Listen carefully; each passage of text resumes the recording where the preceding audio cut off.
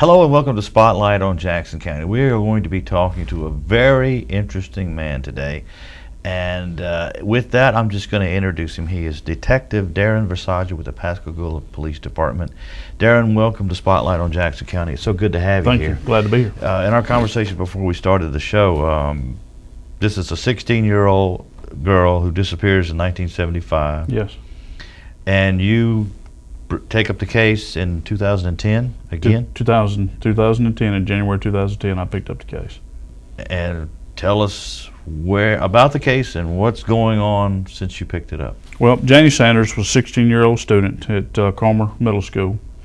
She was walking home as she did every day, going down Lanier towards Louise. She was walking home with a friend of hers, Robin Gooden. And as she was walking home, they were saying their goodbyes, and Robin Gooden went inside the house.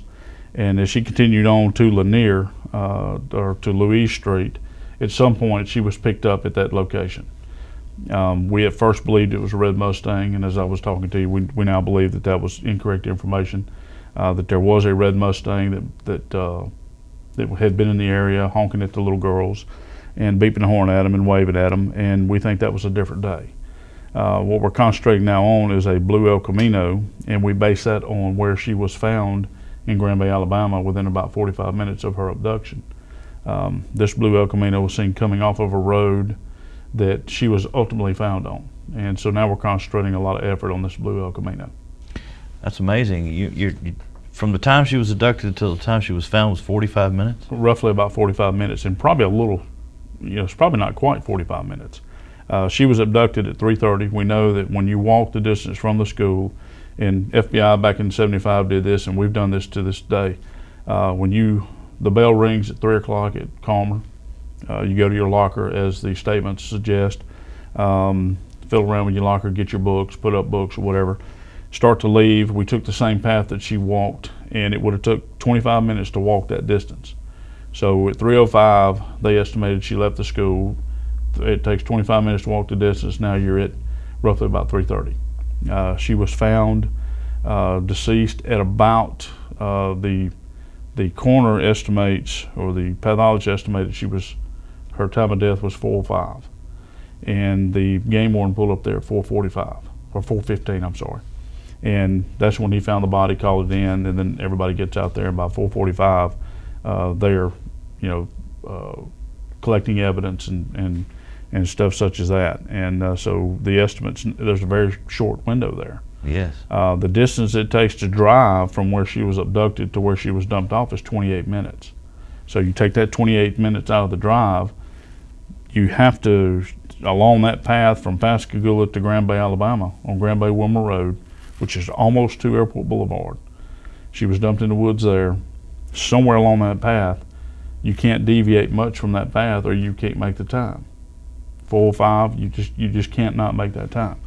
So we feel comfortable that somewhere along that path, the killer felt comfortable enough to kill her there and rape her there, but not comfortable enough to leave her there, which to me would suggest is probably a landowner somewhere around there, owned some land, grandfather's land, old land that may come back to that suspect.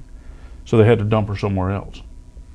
We know based on the investigation that she was not killed where she was dumped. So put all that together, we have a very short distance, a very short timeline, and I think somebody has the information along that path that may say, there is a guy that was kind of strange and maybe had been accused of rape before, or some kind of inappropriate act towards women. And that's what we're looking for. Anybody that has that information, we need them to call and help us out with that. Now, we were talking before the show. We were talking back in 1975. I mean, there was no such thing as texting and right. computers, and everything was done with a typewriter, and right. all information that was shared between the Pascagoula PD and was it the Mobile County Sheriff's Department? Yes, Mobile County did the FBI, right. and all that had to be like typed out, and then documents had to be exchanged. So it's a whole lot different then. It's a whole lot different. Since this thing has went public, and we've gotten, there have been comments on how did we mess up? How did we make this mistake? Why did we capitalize on this blue El Camino that we're looking for now? And the reason why is you had Mobile County Sheriff's Department working the homicide. You had FBI Mobile assisting them with the homicide. You had Pascagoula PD working the kidnapping, and you had the FBI Pascagoula assisting on the kidnapping. And then you had these four agencies were working with each other, but they were independent in their own, and they were out conducting their investigations. So you had tremendous manpower. And at some point in interviewing the people, this red Mustang developed, and you had an eyewitness saying she got into a red Mustang. And Mobile County, all they had was a blue El Camino was coming off the road. So, you know, you weigh the difference. Okay, she was seen getting into a red Mustang, let's capitalize on that. And that's what they did. They found out that the red Mustang was what I call a red herring, and it was nobody's fault. It wasn't, you know, it was some kids trying to help. They saw her get into red Mustang. Then it became the day that she was kidnapped, she got in the red Mustang. And we now know that one of the students was in detention hall till 4, and there's no way that she could have seen her get into the red Mustang on that day that she was killed. At 4:05, she was dead, and at 4:15, she was already in Grand Bay. So we know based on the timeline that if this young lady got out of detention hall at 4 o'clock, there's no way that she could have been in Grand Bay at 4:15 when it takes 28 minutes to drive that drive. So we're comfortable enough to say that the red Mustang probably isn't going to be our vehicle. Now, could the guy have been driving a red Mustang for several days, beeping at the young ladies? That's something we need to look at. I think the red Mustang could still be a important role in it. I just think that at this point, we believe now that she got into a blue El Camino. And since this has went public, and since I put it on Facebook, a lady from Kentucky who actually witnessed her get into the blue El Camino has come forward and says, hey, I saw her get in the blue El Camino. I came forward with that information. I told my father, and he said, look, they're looking for a red Mustang. Blue El Camino probably didn't have anything to do with it. So we didn't capitalize on that back then. And here we are now, 35 years later, trying to do that now. And hopefully we'll be able to get some good information. We have gotten some good information. I've run down probably 6 or 7 El Caminos that were here in the area. I've interviewed some of those people. We've eliminated those. And there's a couple more we're looking for. So, you know, we can find these El Caminos. If we can eliminate them, that helps us with our case, and we can go on to, you know, some of the stuff we can't eliminate. And I think that's important in any case. It just sounds like that this guy had a plan. Yes. I mean, because he knew exactly where he was going, or it wouldn't fit this timeline. That's right. We believe, based on the investigation, and it was a very thorough investigation back then. I was amazed. There's 3,000 pages of stuff in this file. Photographs, pictures, maps, you know, reports, notes, you name it, it's in there. It's one of the most intense investigations I've ever been a part of or have seen. But because this timeline is so small, we believe that he probably knew the area where she was dumped at, had probably traveled back and forth to the area where she was kidnapped at, knew this was the time when the kids would be walking home. I think it was a planned, because of the rape and murder had to have happened in between that 45 minutes. The 28-minute drive, take that out, you don't have a lot of time to accomplish what you're going to accomplish. So we have driven several distances trying to eliminate, and we have about a 5-mile perimeter around the area that she was dumped, and back up the road that is a good likely area that she could have been killed at. None of her clothes were ever found. None of her books were ever found. And you know, somebody may have stumbled upon that years later, didn't know who it belonged to. The clothing and the book bag would have had Janie Sanders, Calmer Middle School or Calmer Junior High at the time, 1975. Would have been the last year that the books would have had written in them. Anything like that would be important. If we can find a location where she was killed, which is probably where her items were left at, that could be a determining factor on who actually killed her, whoever owned that land. You know, as I said, they were comfortable enough to take her to a location, rape and stab her to death. You know, I'm assuming that in this kind of killing, she probably fought. There's indications of that. But if this was a secluded area, why not just leave her there and drive off if you didn't have anything to do with that area? instead, they picked her up, put her back in the vehicle, drove her to another location, and dumped her out there. I think that's important to the case. We just got to figure out why that is, and the location where she was found in proximity to where she was killed will probably solve our case. What, Darren, what made you decide that you were going to use probably one of the most popular social networking devices, Facebook? What made you decide that Facebook might be, well, the way to go to find out more information? Well, I did a little bit of research on it. I had started out with Sun Herald. I'd put some information in the Sun Herald, and we went to WLOX, and Fox 10 had did a story on it. And we did get some comments, but it wasn't, there was not enough comments coming in or information that I thought that this should have produced. I just, this case, 35 years old, people are interested in these kind of cases. And so I started doing some research about Facebook. I had like 400 friends on Facebook. And I started doing some research. I actually found another outlet on there where a cold case out of South Carolina has started using a Facebook profile for some of their unsolved cases. And I said, well, let's just give this a try. So I put it on there, and my friends list went from 400 to almost 900 now. So there was a lot of interest in it. A lot of people started signing up on to be my friend, and the information started going out. I was actually locating other witnesses that had strange things happen to them in 1975. Because of that, we've solved a case. There's nothing we can do about it because the statute of limitations has run out, but we solved a case where a guy was around town flashing people. We know who that is now. We've identified him based on witnesses that have come forward. And there was another guy that was trying to pick up young girls in the city, and we've identified him. They are both now persons of interest in our case that we didn't have before. Are they the guy that done it? I don't know. We're going to run those leads down and see if we can come up with something that way. But they're just a person of interest. And basically, we've had many persons of interest in this case that have just dwindled out, and we have eliminated them. So a person of interest isn't somebody that's definitely the murderer, but they did things in that time frame, or they were associated with the victim, that make them a person of interest. Boyfriends, husbands, wives, stuff such as that. Family members sometimes can be a person of interest. So I don't want people to get sidetracked on a person of interest as being the suspect. That's not it. And I've had those comments come to me. So you've got somebody you're going to make an arrest now? No, we just have a person of interest. Well, what does that mean? And that's what it means. It means it's just a person of interest. Somebody that has the information we have gathered on them needs to be looked at to eliminate. And once we get to all these eliminations, there were over 300 people that were suspect in this case. Once we eliminate them, then those we have left we really need to concentrate on.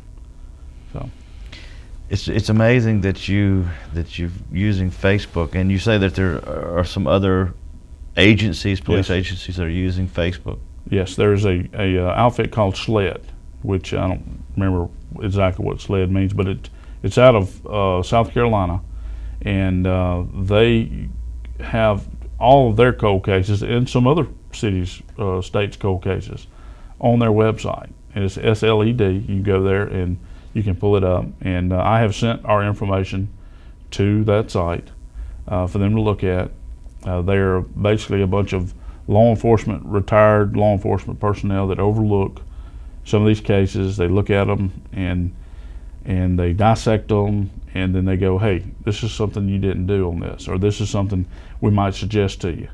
And they will assist you on that, and they have a grant that pays for their assistance on this. So it doesn't cost our taxpayers any money to do that. Why not? 35 years unsolved. Let's get all the help we can. If there's money out there to do it, hey, let's beat the bushes and do it. And that's what we're doing with Janie's case. Things are really different now. Yes, they are. In 1975, 16-year-old Janie Sanders was kidnapped, raped, and murdered. That's 35 years ago. In our first segment, we talked with our detective from the Pascagoula Police Department, Detective Darren Versiga. Darren, welcome back to the show. Thank you. And you say you were 11 years old when this happened. That's right, 11 years old. Still remember it to this day. And you remember it. But what, after 35 years, took hold of you, so to speak, and made you want to get onto this case? Well, you know, when I first got back, I had left the police department for a little bit and had went to the district attorney's office as a criminal investigator for them. I'd left there and then opened up my own business, a private investigation business, and missed law enforcement terribly. The economy got bad. My business didn't do so well, so I went back to the PD. And as I did, the local medias had done cold case studies on some of the local agencies, and some of our cold cases got mentioned. And of course, when I got back, I decided to dig into them a little bit, and there were actually 3 other ones I looked at before this one. I went through them, dissected those, and went on with it. And my lieutenant walked in my office one day, and he pulled one sheet of paper, had the boxes. There were 2 big old boxes, and there was actually 3, but there was 2 big in my office. And he pulled one sheet out, and I knew when he pulled that sheet out and he read it to me, I was going to be into the case, because then I had to absorb it all then. And so I went through this entire case and just how it was put together, the information that was there. I just saw that you know, technology and DNA evidence and stuff like that has advanced so much. I said, well, let's look at this thing really and see if we can solve it. And I mean, if you can solve a 35-year-old crime, I mean, that's a chore. So I became interested into it that way, and then once I got into it, you know, it really took a hold of me. I began taking it home with me and researching it and downloading everything to basically we had all this paper, and I would read parts of the paperwork, and then I'd go, I just read something about that guy, and I'd have to go back, and I went, no, that ain't gonna work. So I scanned all the images, put them on a disk, and went through each piece of paper, and if it had somebody's name into it, I put it in a folder for that name. And every time I'd get to somebody that had that name again, I'd look up, put it in that folder, and now I can look at everything connected to each individual person. And because of all the time I put into that, it stuck with me. And I went, I've got to try to solve this best I can. The family deserves it. And there were a lot of people that had looked at it and had put some new notes to it. And I wanted to research that, talk to them. They were still living. Some of the detectives that originally worked on this case were still alive. Very interested in it still. Have their own files that they were shared with us, and have been, you know, we've had meetings with them, 2 or 3 meetings. I had local meetings with all the law enforcement agencies. Went over this case with them. Somebody knows the information. My little girl knows who Janie Sanders is now. She's 3. And a lot more people that never knew Janie Sanders now knows who it is, and I think that's how you solve cases. The information's out there, somebody's sitting on it, and what better way to do it than let the people understand what's going on with the case. You wouldn't put every case in the media, obviously, because there are certain information in a case that is crucial to solving the case. But this one, 35 years, what do we have to lose at this point? And we're not putting anything that we're not putting anything in the media that's going to hurt the case. It's information that has been in there since 1975. It's in the original stories out there. And the only thing added now is new information that's coming in and looking for these cars. But this case here, for some reason, has just really taken a hold of me. You know, the administration says, hey, you got other cases, and I do. I have a complete full workload that I work, and then I play with this one when I can. So, but we've been very successful. There's more information in this than we've ever had. We've probably, I don't know, probably 500 more pages of information now that we've got in conjunction with the 3,000 that's already in there. So it's been really one of these cases. It's a whodunit. Who don't like a whodunit? Everybody likes to work those kind of cases. So me included. That's what my training is. That's the schools I've been to. Been to several crime scene schools, homicide schools. So it's taken a hold of me, that's for sure. Well, I'm sure the family is glad that you are taking such an interest in this. They're very pleased that it's been brought back into public again. They're still mourning. I've talked to her mother, Janie's mother, and she still is mourning. I've been in constant communication with her sister Paula, and Paula is a friend on Facebook. She's really been communicating with me, and if I need something to know, you know, we've developed a couple of people that persons of interest that their odd jobs they were doing at this time. If you remember, Pascagoula was still recovering from Hurricane Camille. It was 1975. Camille was in '69, but it wasn't as quick as it is today. Katrina, we're still recovering from Katrina. There were workers here from all over working here. Then you had Ingalls.